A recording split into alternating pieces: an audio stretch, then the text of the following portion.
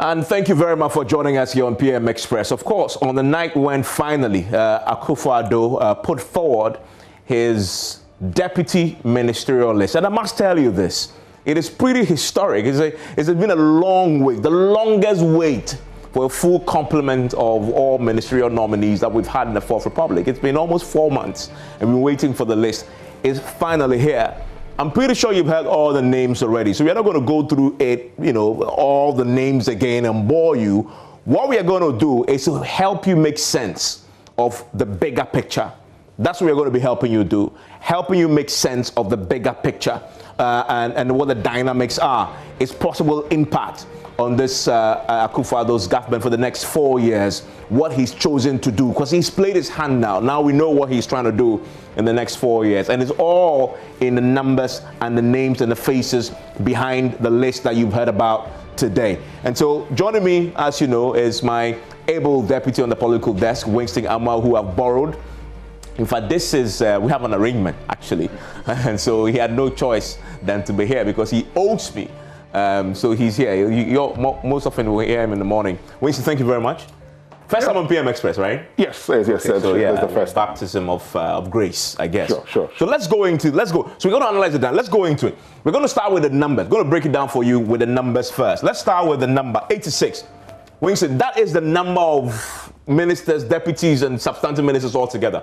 Exactly, Evans. And when the president issued a statement, or the presidency issued a statement on the 21st of June, they talked about how the number of ministers wasn't going to exceed 85, but we see that increasing to 86. You could pardon them and say, well, maybe it became necessary to please one or two persons, and so it moves to 86. I'm sure as we go on with the discussion, you'll probably be asking the question whether we could have still reduced it to, say, 80 or 70. But looking at the fact that we had 126 ministers, having been reduced to 86, not a bad one. So we're talking about a reduction of some 40 ministers less than what it was in the previous administration. And so 86, he overshot it by one, as you said. Yes. I mean, Winston believes, pardon them, because, and there's a reason why it has taken this long. It hasn't been easy for the president in making this list. It hasn't been. Yes. And part of it, I believe, he brought it upon himself because, again, he chose to go a whole 4 years without serious shuffling. So there are a lot of people who were tagging at him and saying, listen, why don't you get me in there? So now that he has a second term, everybody else is coming in and saying, listen, we know you.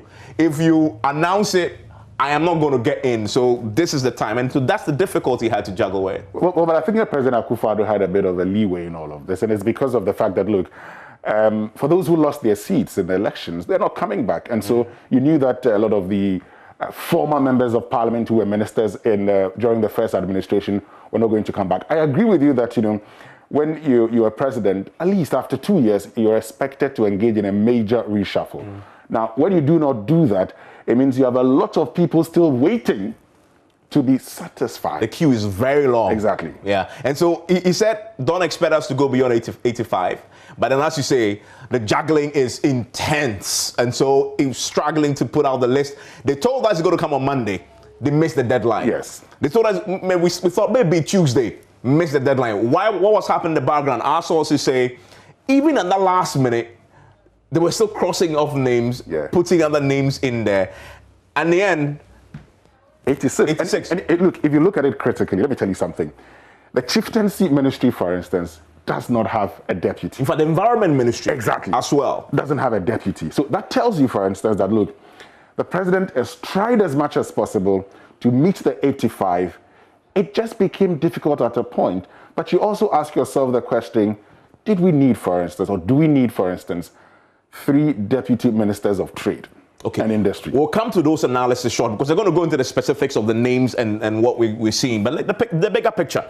Now, we also wanted to isolate those ministers coming out of Parliament for you because it is so important. And Winston and I will explain to you shortly why this time keeping an eye on how many you are appointing from Parliament has become more important than any time in our history. And so this is a picture, Winston.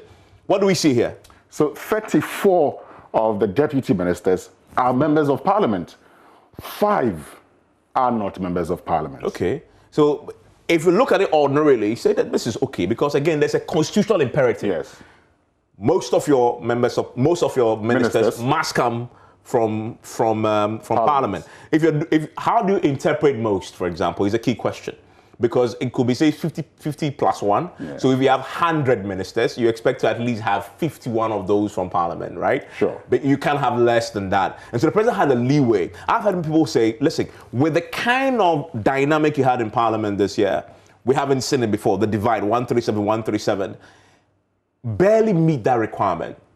Barely meet that requirement. So if you had 86, give us appoint what 44 yes from Parliament, and you would have satisfied the constitutional requirement, and then you could then play around with everybody else, and it will come to what the president chose to do in terms of the percentages of where people are coming from. But the deputy ministers is key. Now, Winston, the reason why this for me is also important, I spoke to Chairman Sabunsu earlier this year on the back of sort of assessing the losses they suffered in Parliament. Yeah. One of the key things he told me was that one of the reasons why he believed they lost so many seats is that in the first term, the president appointed too many deputy ministers, first-term deputy ministers, first-term MPs as deputy ministers. So what then happened was these first-time ministers could not nurture their constituencies as much as they should. Why? Because they were caught up in doing ministerial job and government work. And so he was advising that the president should consider that in appointing his deputy ministers, at least, that try and give us people who will focus on the parliamentary job, because the ultimate goal in the next 4 years is to recapture your absolute majority, overwhelming majority in Parliament. And if you don't take time and you give them too many of your ministers from deputy ministers from Parliament, you're going to have that challenge again. Yeah. Well, when we get into the specifics, we would see that there's still some first-timers who have become deputy ministers, or who will become deputy ministers if approved by the appointment committee. So we talked about, this is the deputy ministerial list from Parliament, right? What about the substantive ministers? We're talking about a total of 47? Yes, 47, because you know that we have 3 ministers of state, if you add the regional ministers, and the 28 other sector ministers. It will take you to 47, of which 23 are sitting members of Parliament, and 24 of them outside Parliament. So here, he's sort of done the trick here, right? Because it's just, we have sitting members, just one more than they are not members of Parliament. Just one more. He could have done that with the deputy ministers, some argue. He could. He could have done that too, because the MPP, they claim they have the men. But you see, the point also, as we made earlier, was that, look, the president has a lot of people to satisfy. Now, if you are a John Kuma who's come to Parliament, and you were the CEO of the National Entrepreneurial and Innovation Plan, you've come to Parliament. If you are a Michael Otrebefi, CEO of the Ghana Free Zones Authority, you've come to Parliament. If you are Hassan Tampuli, CEO of the National Petroleum Authority, you've won the Gushegu seat for the NPP. Yes, it was an NPP seat, but we all know the challenges that happened. And in 6 months, less than 6 months, you're able to campaign and win massively. The president, to a certain extent, will be compelled to make you a deputy minister. And that's the challenge you're faced when you're a president. Also because, look, there are some persons who have lost their seats and so are no longer there. For those who are still in Parliament, and mind you, many people go to Parliament also to become deputy ministers and ministers.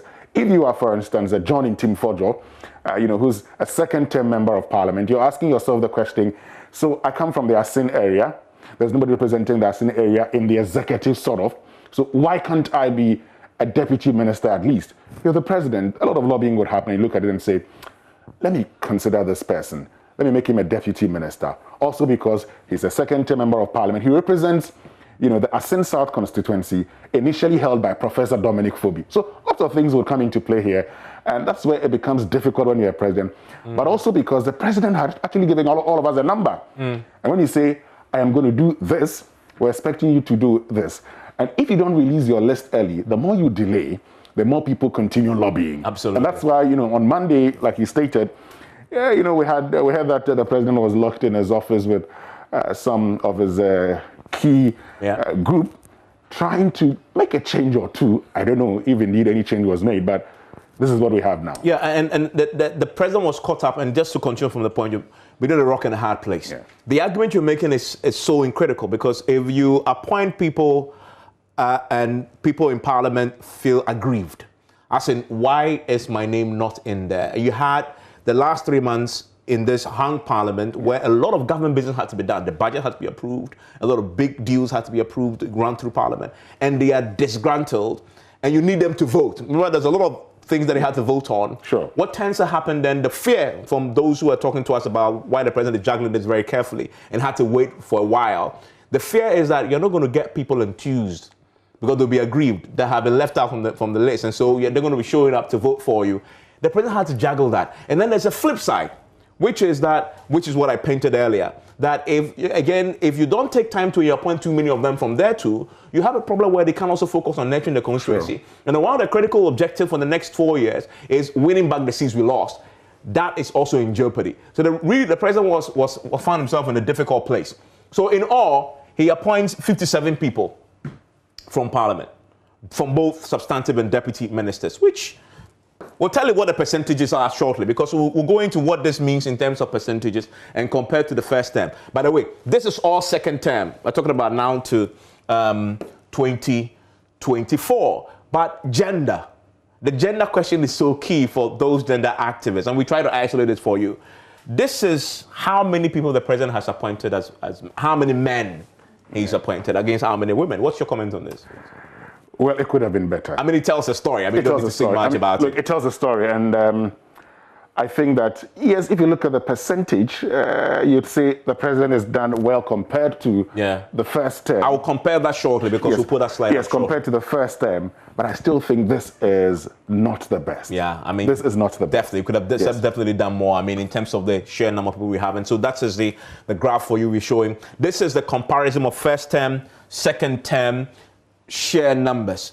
In the first term, he had a total of 126 ministers, including regional ministers and their deputies. We know this time regional ministers do not have deputies. So that drops, as you see the line there, to 86. As I said, there's a difference of 40. Some say it's leaner comparatively, but 86 is still very huge. Very huge, Evans, because you see, and I was talking about, for instance, whether the Ministry of Trade and Industry, for instance, needs 3 deputy ministers. Yes, I do know that the Business Development Ministry has been added to the Trade and Industry Ministry. I think it should have been there initially. I didn't see the need of creating a Business Development Ministry. But if you look at that, maybe 2 deputy ministers would have done it for the Trade Ministry. You see, we also have the Energy Ministry. It has 3 deputies. All this while prior to an Akufo-Addo administration, we knew of the power sector and the petroleum sector. And so you had a deputy in charge of petroleum and a deputy in charge of power. He's added finance and projects to it. You ask yourself, do we need that? Because when you're thinking of cutting down numbers, you also would look at the fact that where can I go in there and ensure that I could probably take one away, reduce the numbers? Because apart from everything also, it's important we ask ourselves the question, how much it costs us to maintain a minister in this country. And if you look at all of that, under COVID-19 circumstances, we could have probably gone for 70. Yeah, so, I mean, it's good, but we're saying it could have done better with that figure there. Sitting MPs versus non-sitting MPs. Again, we are talking about first term versus second term. We're going to do this analysis now, because you see, in the first term, Akufo-Addo had 68 sitting MPs from in his government. So he appointed 68 ministers from parliament, as against 58 from outside parliament. And so, he was juggling this. But if you come to the second term, which we are talking about right now, again, you see that the ministers, non-sitting MPs, it's pretty small. Yes, pretty small. And so you have a very huge number of MPs who are ministers. In his government. I mean, again, it comes back to the point Chairman Samusu was saying, that he seemed to still have gone very heavy in parliament.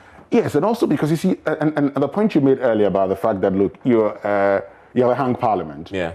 And there are times you would need, because you may not know, even though we can argue that, look, the leadership of parliament on the majority side should be able to pick intel, for instance, if the minority is going to challenge or put this to a vote. It is not always that you would know. There are times that you could be taken by surprise. True. And so when that happens, and we've seen the typical parliamentary technique of delaying it, delaying the vote so that those who are ministers can come in and all of that. You have a Western regional minister who is a member of parliament. If it happens like that, if he's not careful, he may not be able to get in earlier. So what you do is to, for instance, go for 44, 42. Yeah. You would have met the constitutional provision. In fact, one of the reasons why you have this is that the president, in his first term, initial appointments were, a lot of them were outside parliament. Yeah, true. As you can see, there are 58 of them. Yes. And so when he was faced with a constitutional provision of ensuring majority were from parliament, that's why you saw some of the, based on my analysis that I've done, because when he announced the first, batch of ministers and the second batch of ministers, we could see a lot of them outside parliament. Then he had to try and get a lot of deputies where 8 were from parliament, and then came the planning, which had at the time Jan Bafo, monitoring and evaluation. All of these things were to, be able to meet the constitutional provision. Now that you have done that in your first term, when you get into your second term, what we expect you to do is, having learned the lessons, and I'm sure that the majority leader, may have told the presidency what he believes cost the NPP majority of their seats in parliament. So when you've learned from that, you don't repeat that by appointing 57 even more. Yeah. If you check the percentages and just have 29 of it. That's the percentages, sitting MPs there. Yeah. So and you see the graph, the line even tells you what we are dealing with, because there's an increase in terms of first term versus second term, ministers coming from parliament. In the first term, he did 53%. Yeah. In the second term, he's gone to 69%, which means that he's appointed even more. From parliament, and that will have implications. Question is, all these 69 percent that we talked about in real numbers, this is what we are talking about here, 57, if they are doing government business and you need them to vote, how do you get them all in the house when some of them are traveling outside the country? That is going to be one of the key things that we need to be watching going forward. Gender question is there for everybody to see. In his first term, the president had 20 females in his government, but again, the number was very huge. In the second term, he has 16. So maybe you could say in the second term, he's done a bit better. Percentage. And if you do the percentage, you see, because that's it. That's what we're talking about. So in the actual number terms, if you do the percentages, the president, in terms of female serving in his government, there's an upward trajectory, right? But some will look at the actual numbers and say, as we said, you could have done far more. You could have done better. It still hasn't been the 30% that we've been talking about. Yeah. And the president has also been talking about that. When he was campaigning in 2016, he promised 30%. That is not what we see here. Yeah. And I think that, look, there are a lot of qualified female persons definitely who could have been given this position. Definitely. So what we're going to do is to go into the specifics of some of the key appointees. Now, there are a few of the appointees that I want to touch on. Because some of them are interesting. I want to start with our field information. Fatimatu Abubakar. Let's go to Fatimatu Abubakar there. That's Fatimatu Abubakar. Very young. Yeah. I encountered her for the very first time in the election petition, case, because she was speaking with Kojo. Yeah. Sometimes when Kojo isn't there, she takes it. What you make of her? I spoke to her tonight. She sounds very eloquent. She's a lawyer. She says she's an activist. She was Eugene Ahin's deputy. Yes, and I was listening to that particular interview. Now, I have known her for the past 5 years. Oh, you have? Yes, and I think she deserves her position. She's been... It appears to me she's paid her due, because she has. She's been in the background for a while. Look, she was vice president of, I think, a Krafu Hall at the University of Ghana. She went into NUCS, I think, at the international relations. I think he mentions 2010. Yes. She contested for the NUCS position. Yes, Then after that, she became a national communication member of the NPP. I've heard her on some radio programs speaking for the then opposition party. Became an aide to President Akufo-Addo in the build-up to the 2016 elections. Then became deputy communications director at the presidency. In many of the, meet the press encounters at the presidency, she was one of the key persons in charge of that, dealing with the media.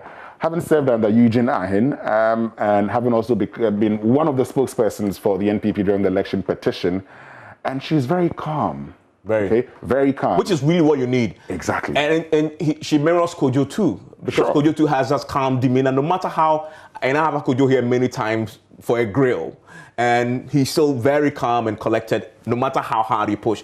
And I think she will complement Kojo very well. She will. And she's pretty young. I want to do another one. which is John Kuma. Okay. John Kuma was, for me, the biggest surprise in there.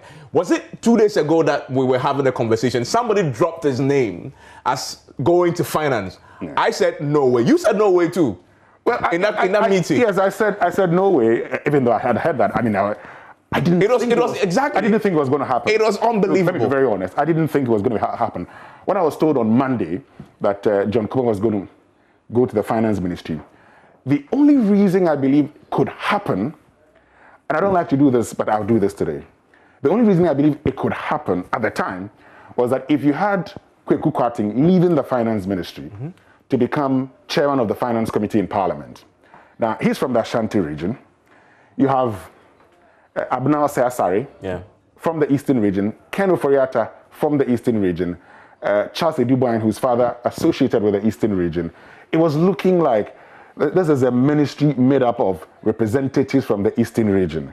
And so you would want to balance things. So how do you balance it? Yes, he has an MBA in finance from Gampa. He read economics at the University of Ghana. He's a lawyer also. And he has a doctorate in business innovation from Swiss Business School. So, well, you could consider him. But there were others who also would have been considered from the Ashanti region when it comes to deputy ministerial position.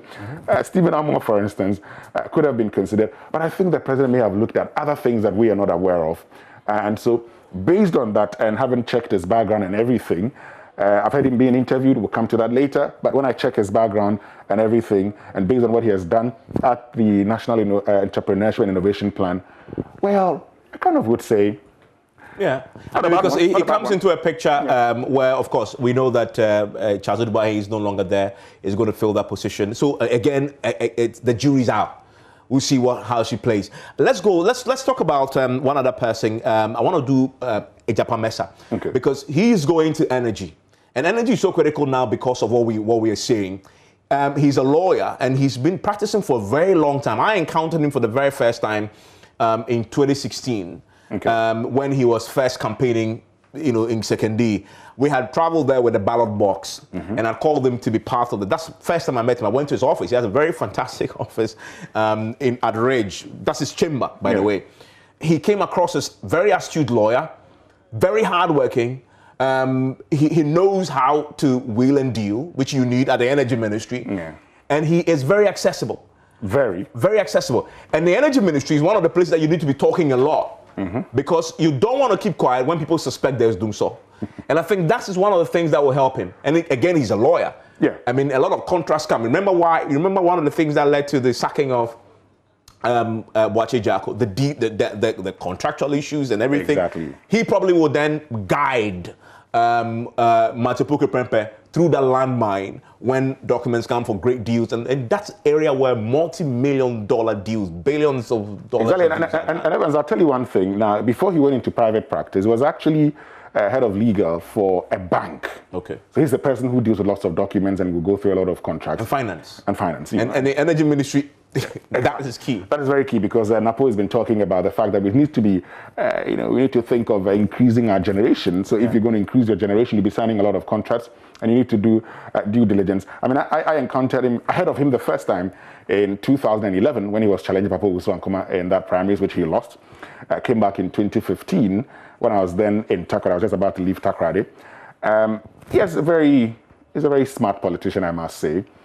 He's helped the party. He came into parliament first term and has been speaking a lot, defending party positions. And so for such a person, when you're rewarding him, a lot of party members wouldn't have a problem because we've talked about the fact also that for a lot of these party persons, they look at, the reward at the end of it all and say, I can sacrifice for the party. Yes, go ahead. No. But one thing also, and look, when the president issued the statement on the 21st of January, 2021, the presidency talked about how one of the deputy ministers for energy was going to come from the Western region. We know that Joseph Kuju at the time was being elevated into becoming Minister of State in charge of public enterprises. So he was then at the energy ministry. He was leaving. Kwabena Chidaku Mensah, who's a fourth-term member of parliament, is Western Regional Minister. Second-term member of parliament, you have Ebenezer Kojokum. Now, Kojokum is Chieftaincy Minister. George Mekuduka comes from a mining area, so Lands and Natural Resources will suit George Mekuduka. Second-term member of parliament, Andrew Ejapa Mensah. And the president had made that promise already because the chiefs from the Western region were actually lobbying for positions within the energy sector. And the president said, I cannot do that for you, but I can give you a deputy minister and continue with that tradition. It was obvious. That leads me to Mekuduka. Yes. And we need to get that because that is the two are tied. Exactly. In terms of the considerations that led to their inclusion in the Mekuduka for lands and natural resources. Exactly. And so if you look at Mensah, he was always going to stand out and have that position. Mekuduka, like I was saying, MP for Takwan Sayim constituency, it's a mining area, former chairperson of the Minerals Income Investment Fund. Now, and pause there because there's a lot of things, there's a lot to say about this. Because he supervised the Ejapa royalties debacle, right? I mean, that was, and I remember him here defending it. It was difficult for him, but he stood his ground. He never wavered. Loyalty is a key question. I mean, the finance minister wanted it done. The president wanted it done clearly, and he was the face of it. Yeah. And he stood in the face of all the civil society bashing that he received. He kept his calm. That is definitely rewarding, that sort of loyalty. It is rewarding also. And Evans, if you also look at the fact that this is a man who won his seat by 101 votes. Then there were several counting. Remember, we were standing here when we talked about it. So when it happens like that also, politically, you want to help him. Yeah. You want to help him to be able to win convincingly the next time. And so that falls on him. And also, you know, in 2016, he had the largest margin of votes in, the Western region. Unfortunately, he didn't get that in 2020. We know the reason. An independent candidate polling about 29,000 of the votes, which normally would have gone to George Mekuduka. So I think that George Mekuduka, and if you look at the fact that he was a former DC under John Ejekum Kufuor in 2008, he was seen as an Asabi boy.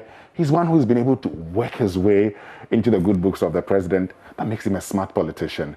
And I think that this position is deserving. I know him, and he's one who's committed to his work. Like you stated, he's one person who always will put himself up.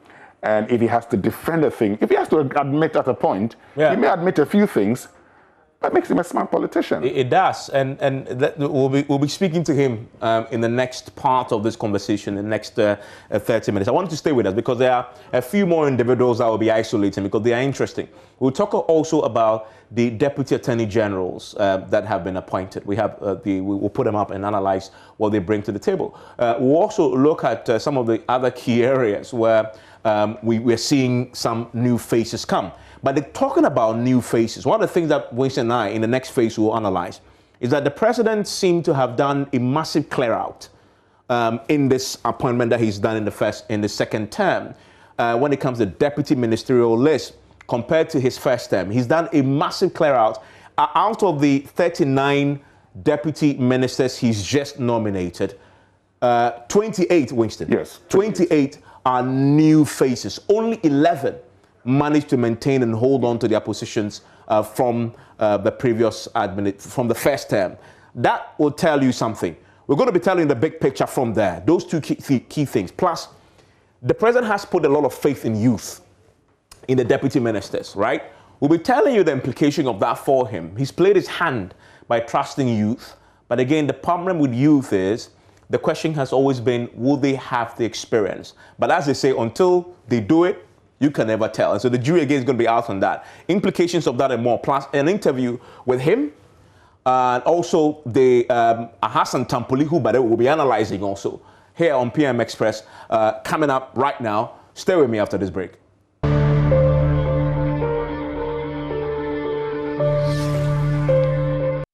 And joining me right now via Zoom are three of the new faces joining the Akufo-Addo government. And I'm delighted to say that I'm joined right now by Honorable Mekuduka, who we just talked about a short while ago, Land and Natural Resources Minister, one of the new faces. Also joining us is Hassan Tampoli, who, of course, you know as a former head of the NPA. He's now a deputy minister for transport. And, of course, John Kumar himself, who we talked about, who is also going to finance. I want to start with you, Mr. Hassan Tampoli. Transport. I mean, when you got a call that you're going to transport, what was the overriding reaction within yourself? Thank you very much, Evans. Good evening to you and the fellow panelists and discussants and the viewers as well. First of all, I'd like to express my profound gratitude to Mr. President for the confidence reposed in me by nominating me as one of the deputy ministers to serve in his government.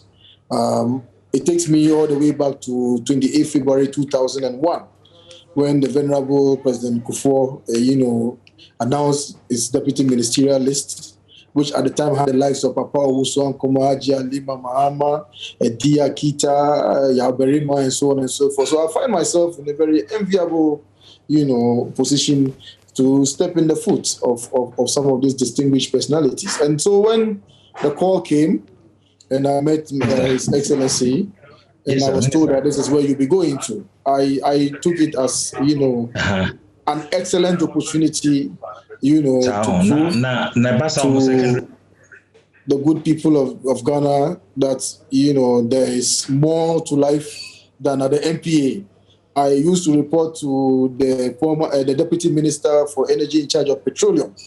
So if I find myself as a Deputy Minister, I find that as an elevation, regardless of where I am. And I believe that by the Constitution is probably the only place that you need to be a professional is the office of the Attorney General. All other places, you can fit, so long as, you are able to bring yourself up to the obligations that have been put before you. So I found it as another challenge, just like when I was appointed the head of the MPA.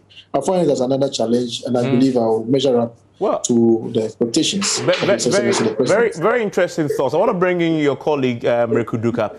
Mr. Duka, again, congratulations to you. I know this is something that would definitely put a smile, and I know look at the smile on his face. Congratulations to you.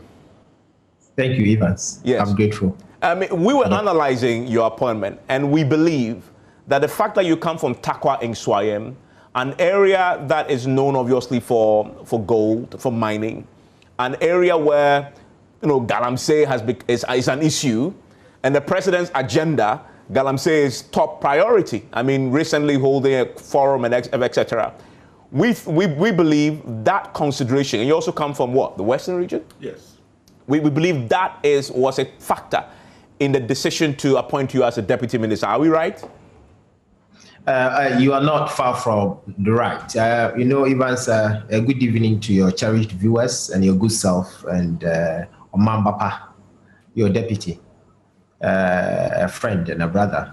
Evans, let me say thank you to His Excellency, the President of the Republic, for the opportunity given me. I would say, having served as Municipal Chief Executive at Takwa in Kufuor's era, and also coming down to serve as a member of parliament, representing my people, and also serving on the Mines and Energy Committee as the vice chair, it gives me that hope and exposure to be put here. And I'm so glad that the president saw the need to, in a way, give me the opportunity to serve the country I so cherish and love. So it's a platform that I'm not going to disappoint the people of Ghana, and ensure that we work to, in a way, fight the menace that you've been talking of. It's kind of a challenge to all of us, mining our river bodies, mining our forests, and so on. So it's an opportunity for us to showcase what we can do to support this nation in that direction. Okay, I want to also bring in John Kuma. Mr. Kuma goes to finance. And Mr. Kuma, I need to, this is no secret. We said on the show before you came in that your name was one of the biggest surprises to us. And we must admit, on Monday, a source told us you're going to go to as the deputy finance minister. We both said in the meeting we're having, trying to glean, and said, no way, John Kuma isn't going to finance ministry. And then thing comes and your name is there. Look, be honest with me. Did it even surprise yourself? Yes, I was also surprised when His Excellency told me he was taking me into the finance ministry. So I don't begrudge anybody who was surprised. First of all, I wasn't the best expected candidate to occupy that position. And I accept this challenge with all humility and gratitude of heart to His Excellency the President for reposing such confidence in me. His Excellency told me he was impressed with the work I did with the National Entrepreneurship and Innovation Program. And he's trusting me to go and deliver in the same way at the Ministry of Finance. And I am so happy about it. It's a challenge that I believe I will make him proud and make the nation proud. And I have a good background in finance. I did economics as my first degree, economics with philosophy, before I also went to do MBA in finance, before I even started law.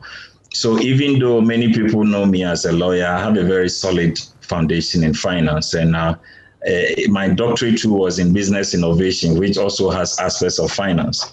So I'll be able to, I think I have enough competence to deliver in the finance ministry as well. And I thank His Excellency for the opportunity. Okay, but the question is, what was the president's charge to you? What is your brief? Because I know some of the ministries, when you go, the deputy ministers are given particular briefs to focus on. Have you been given a particular brief to focus on? Well, his charge is for me to help the Minister, Honorable Ken Ofori-Atta, to execute the mandate of the vision of His Excellency the President in this second term. Okay. And we know Ghana Beyond Aid is a key agenda that we have to achieve in this term. So in terms of the specifics, I'm yet to be given specific areas of assignment. But I'm ready to support the team, the competent team at the Finance Ministry, led by the Honorable Ken Ofori-Atta. I mean, and listen, this is the most difficult time to come into the Finance Ministry is now. This is almost a post-COVID economy, struggling. All the indications show that this year is going to be the toughest year on the record for a very long time. Economic recovery is the president's big thing. And then you come in at the time, and you've said you've studied it, but the experience, I'm sure even you admit, you have to learn on the job almost. What do you say about the timing of your appointment, seeing that the finance ministry is going to be the most burdened this year in trying to salvage this ailing economy affected by COVID? Yes, so that is the opportunity to go and make a good name for yourself. You go and sell. But I can tell you, I'm going with the attitude to learn quickly on the job, with the humility to serve and incorporate myself into the team that is there. And on a very fast note, begin to work to prove the trust and confidence that the president has in me. I believe that we already have a very competent team at the finance ministry. And the times that we are in, it doesn't change the vision of His Excellency the President. And all I need to do is to fit myself in the purpose of the ministry and the mandate of the ministry. And then I think I'll be fine. I am ready, more than ready and prepared to deliver good results for this country. Mr. Tampuli, so what was the president's charge to you when he decides to call you and tell you that you're going to the transport ministry? What was the charge? I think that I would rely on the response that my learned brother just gave to you, Honorable John Kumar. Mm-hmm. The charge as a deputy minister is one that is born out of the Constitution under Article 79. The deputy minister is to assist the minister. So you don't come with your own agenda, and the president will not give you a charge of your own. You go to assist the minister. The responsibility is for the minister, and the minister will deploy you as much as possible. The key thing about the Ministry of Transport right now is that Ministry of Aviation has been collapsed, and the responsibility has been added to the Ministry of Transport. So if you look at it, you have the inland transport consisting of Ghana Ports, Ghana Civil Aviation Authority, Ghana Airport Company Limited, DVLA, Ghana Road Safety Authority, Intercity STC, then you have Metro Mass, and then there's Technical Institute. Those are the inland ones. And then you have the marine transport. Marine transport includes Ghana Ports and Harbours Authority, Ghana Maritime Authority, Ghana Shippers Authority, Tema Dry Dock, Water Lake Transport Company, and then the Regional Maritime University. So all these agencies would be, put into two groups, and I believe the two deputies will be assigned responsibilities to, look at those areas. I believe the minister will deploy as and when. But the responsibility that has been given to the minister, including, trying as much as possible for Ghana to start its own national airline, is one that I would apply myself fully to assist the minister to actualize the vision of the president to ensure that we'll get our national airline. Some work has already been done from the readings that I've done.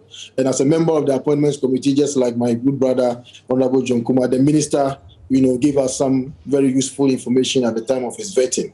And I think I'm very much, encouraged by the responses that I got from the minister. And reading from the literature that was submitted, the handing over notes of the Ministry of Aviation and the Ministry of Transport, I believe, the minister has set the tone and then has set the direction for us to assist him to be able to deliver, on the mandates. Thank you very much. Mr. Mirakuduka, let me bring you on this conversation that we've been having about the balance between appointing deputy ministers from Parliament and outside Parliament, and how that would affect the work in the House, and also your ability to nurture your constituencies enough to regain a lot of the good, all of the seats you lost. Out of the three of you, you are the oldest in Parliament. Mr. Tampuli and John Kumar, first timers, in the House. Now, address that question for me. What's your own view on the question that too many deputy ministers from Parliament can become a challenge, especially because of the way Parliament is now, 137, where you, at any point in time, at a sudden notice, you need people to vote on an issue. Do you believe, as some have suggested, that this may have consequences for government's ability to do its job through Parliament, just by the sheer numbers? And we've done analysis. There are 57 of you. And if you do the percentages, this is a 69% rise. 59% of the appointees come from Parliament. And in fact, it's a rise from what was in the first term. Can that be negative? Or you guys want to turn into a big positive for the president? Evans, I'm looking at it from a different perspective. Okay. And I would want us to situate the whole analysis, differently from what you did. You did a very good job, in going through the percentages in terms of gender and so on, and I appreciate it. But we need to also think through how positive is this going to impact on the economy and the nation as a whole. The experiences that the respective nominees are bringing on board. It's very important. It's not only about voting. It's also about what kind of exposure, what kind of qualities these personalities are bringing on board. And if you scan through, you see that you realize that these are eminent personalities who have already been exposed to so many things. You talk of Nobu Tampuli out there smiling, Dr. Apontu Akuma, who is going to the finance ministry. These are, personalities who have served their people well and have the technical know-how to support their respective ministers. So let's think of how they are contributing or going to contribute towards building this economy. And that's the most important thing. As for the innuendos of rudiment of Parliament, we'll think through and see how best we can rush through to support Parliament in terms of voting when the time comes. But the president is conscious of that and conscious of also of the economy, and thought it through to bring people who can support his ministers to succeed. And that is the focus of this appointment. And that is where I want to, situate my argument as to how best we are going to push for. In any case, Parliament has a system of planning and doing things. If it comes to a time of voting, it will be arranged. We don't do things in a vacuum. You have to plan well, and committees, things are referred speaker will refer matter to the committee will then advertise and so on. So we'll follow situations. When the time comes, we'll get to Parliament and debate, make sure these bills are debated, and obviously we'll vote accordingly. Okay, thank you very much, and congratulations to all three of you, and we wish you all the best in the next 4 years. So the thing about it is be accessible, and I have no problem with the three of you. And so yeah, we'll see how you perform, and we'll see. Good luck at the vetting, by the way, as you go forward. A lot to chew on from what we've just heard. Stay with us.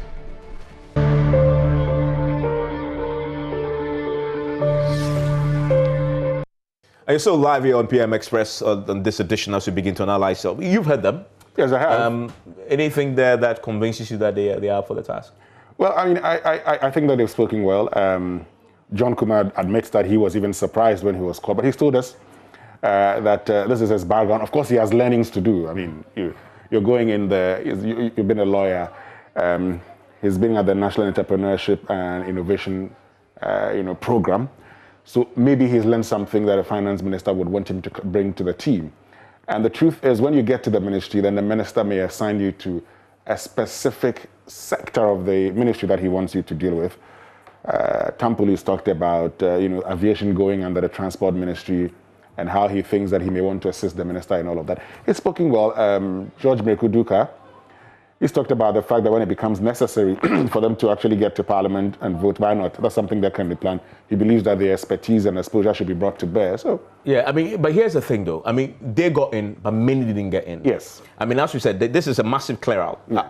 As many as 28 of the previous deputies have been removed from their jobs, I guess, so to speak. I mean, they didn't come in. A lot of them lost their seats anyway.